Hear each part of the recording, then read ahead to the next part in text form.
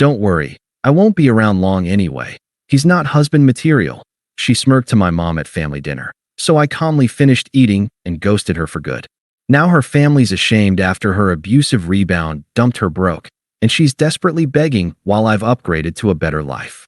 Hey viewers, before we move on to the video, please make sure to subscribe to the channel and hit the like button if you want to see more stories like this. Thanks. Let me start from the beginning so you get the full picture. My name's Alex, fake name, obviously, and at the time, I was 28, working as a software developer in a mid-sized city. Steady job, good pay, nothing flashy, but I was building a life. I'd been with Jenna for 3 years, met her through mutual friends at a barbecue.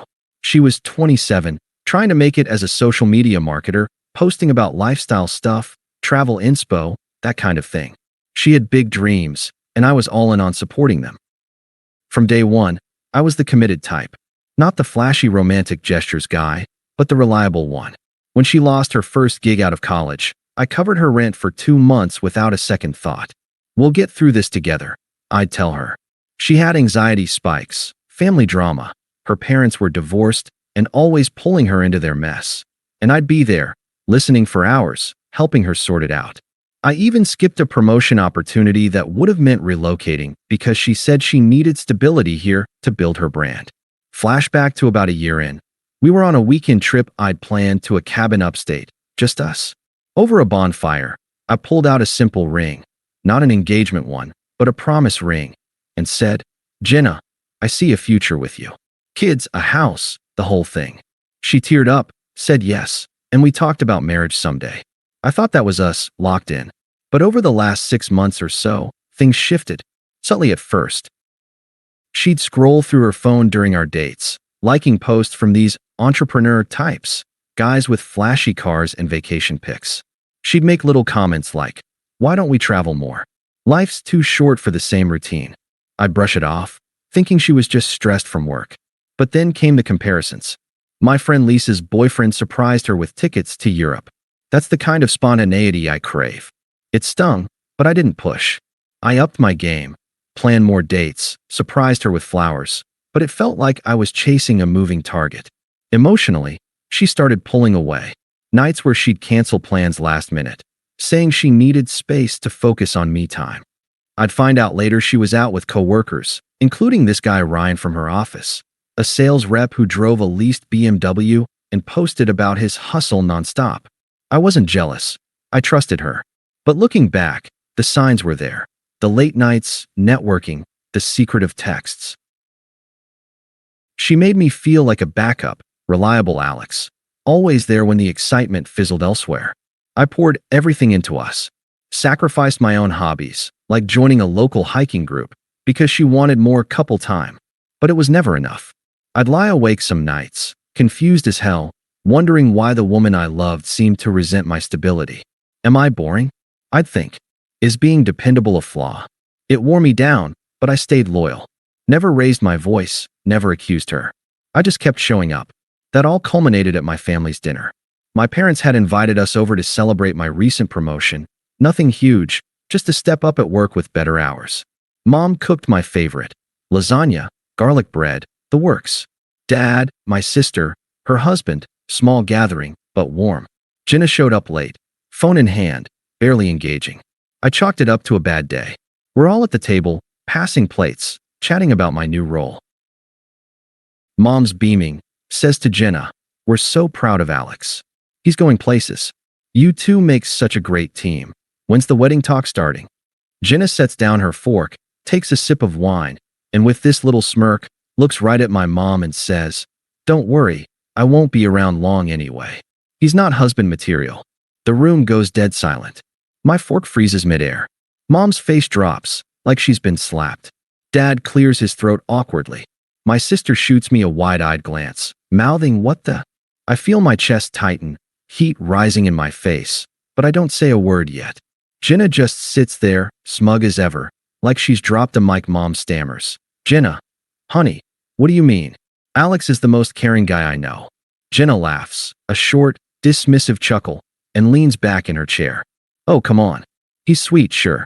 Reliable. But husband material? I need someone with ambition, drive." Alex plays it safe, same job, same routine. I've outgrown that. Ryan at work? He's pushing boundaries, traveling, living big. That's what I deserve. Not this comfortable trap. My sister jumps in, voice sharp. Jenna, that's out of line. We're family here.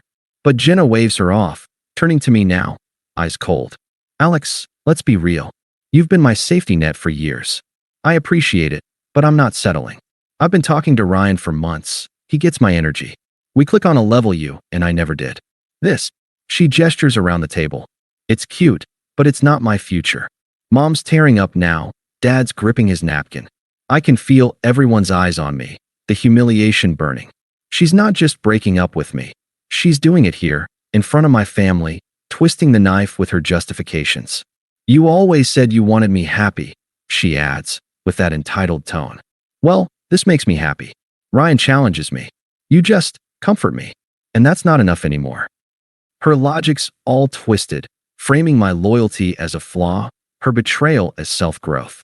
She's smug, like she's enlightened, dropping this bomb publicly to make sure it hurts maximum. I sit there, processing the unfairness. All those sacrifices, the support, reduced to safety net.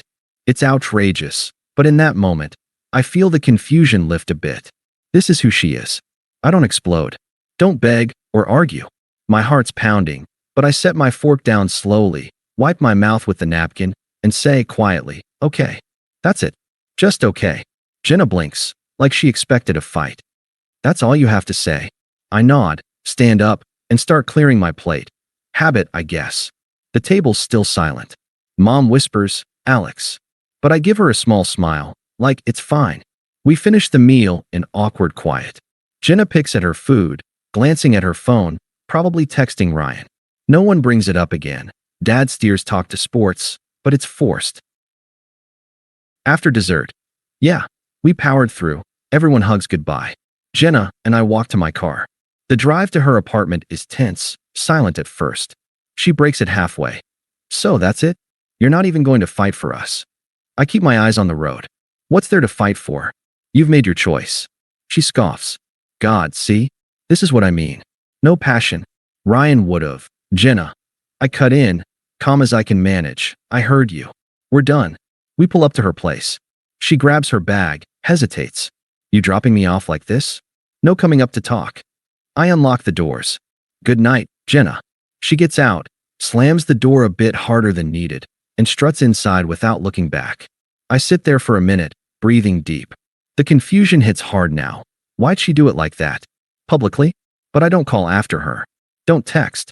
I drive home, block her number, her socials, everything. No outburst, no revenge post. Just detach. That night, I crash on the couch, staring at the ceiling. It hurts, like a gut punch. Flashbacks play, her laughing at my jokes early on, me holding her during her breakdowns. Why wasn't I enough? I wonder. The unfairness sits heavy, the mistreatment, the humiliation. I let myself feel it, cry a bit even. But by morning, I decide, no chasing, no confrontation.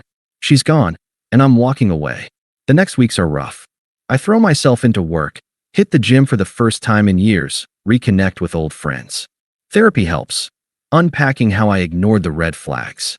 I sit with the silence, the confusion turning to clarity. I deserved better, I realize. No disappearing act dramatically, but I fade from her world. Change my routines, avoid mutual spots. Dignity intact, I start rebuilding. Little did I know, her world was about to unravel. A couple months pass, and I'm in my groove. Gym 5 days a week, coding side projects that land me freelance gigs, even joined that hiking group I'd put off. Life's quiet, but good. I don't stalk her socials, blocked everything, but word trickles in through mutual friends. At first, it's casual updates. Saw Jenna posted about a trip with that Ryan guy. Cool, whatever. I'm not bitter, just detached. Then, the cracks show. About 4 months after the dinner disaster, a buddy from our old circle texts me. Dude, you dodged a bullet. Jenna's mess is blowing up. Turns out, she dove headfirst into things with Ryan. Moved in with him after like 2 weeks. Classic rebound. He was all flash. Expensive dinners, weekend getaways, posting couple pics with captions like, found my match. But behind the scenes? Not so pretty. From what I pieced together, without digging, mind you, just from folks venting to me, Ryan was unstable as hell. Verbally abusive, controlling her schedule, critiquing her posts like, that's not on brand for us. He'd flip out over nothing, like if she talked to male friends. And the kicker, he was cheating on her the whole time. Had side pieces from work, using the same networking excuse she pulled on me. The implosion was public and messy. They had a huge fight at a bar.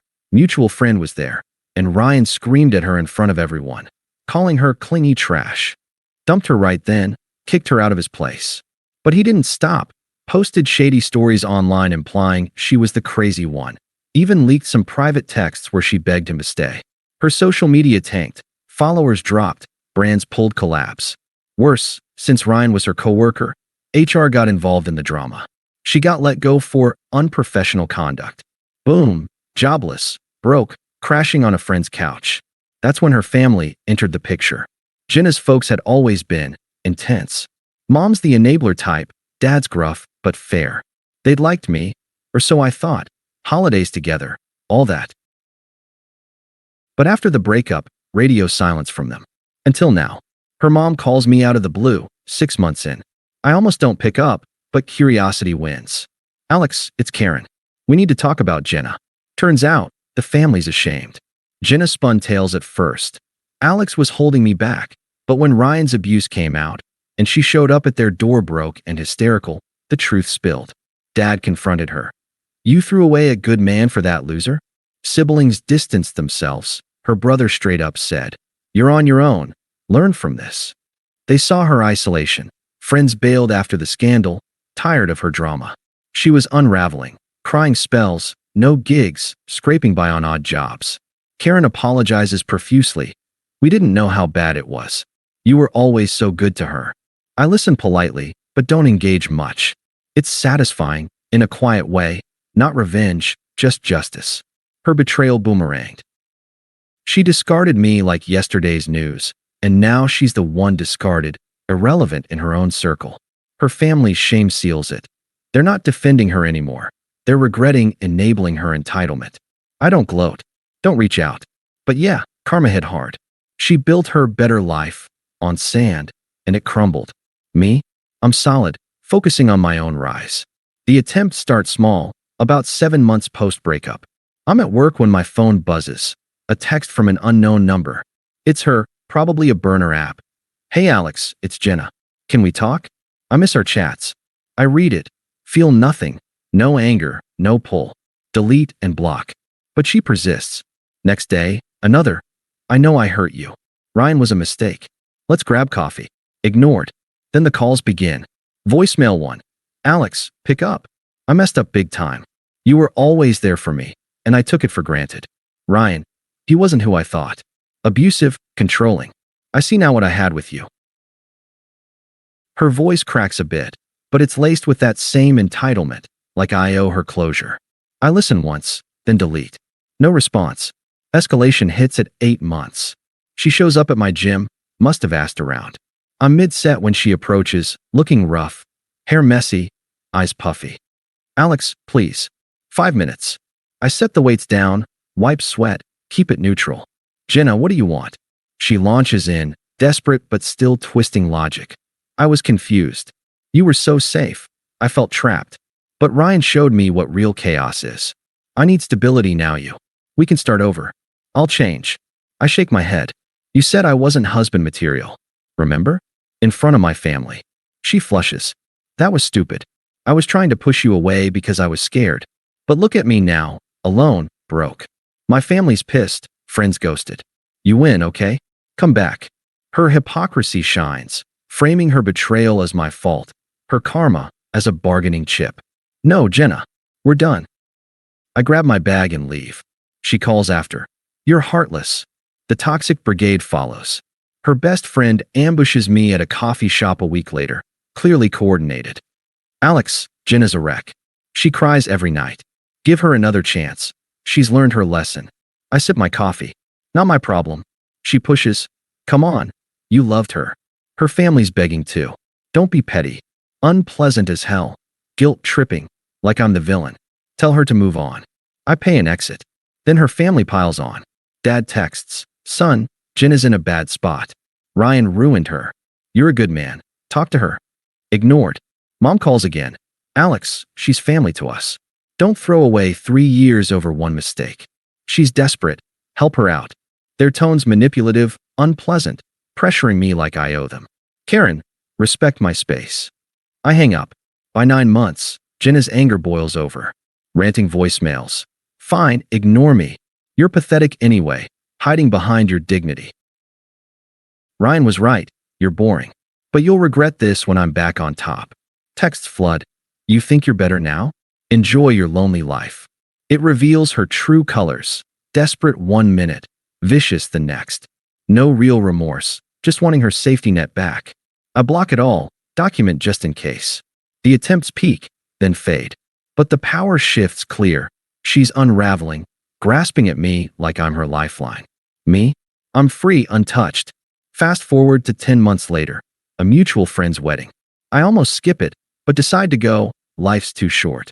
I've met someone new, Emily, a graphic designer, kind, ambitious in a grounded way.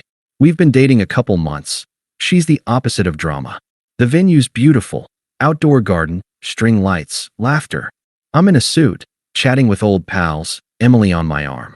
Then I spot Jenna, alone at a table, drink in hand, looking worn, dress ill-fitting, makeup trying too hard.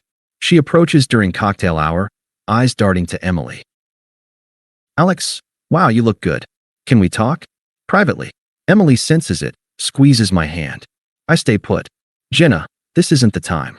She ignores that, voice low but urgent. I realize now, you were the one.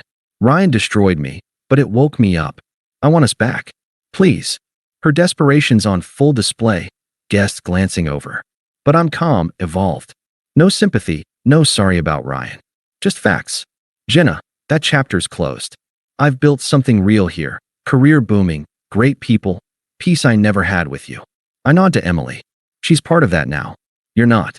She tears up, hypocrisy flaring. "So that's it? Replace me already? After everything?" I meet her eyes, indifferent. "You replaced yourself when you walked away.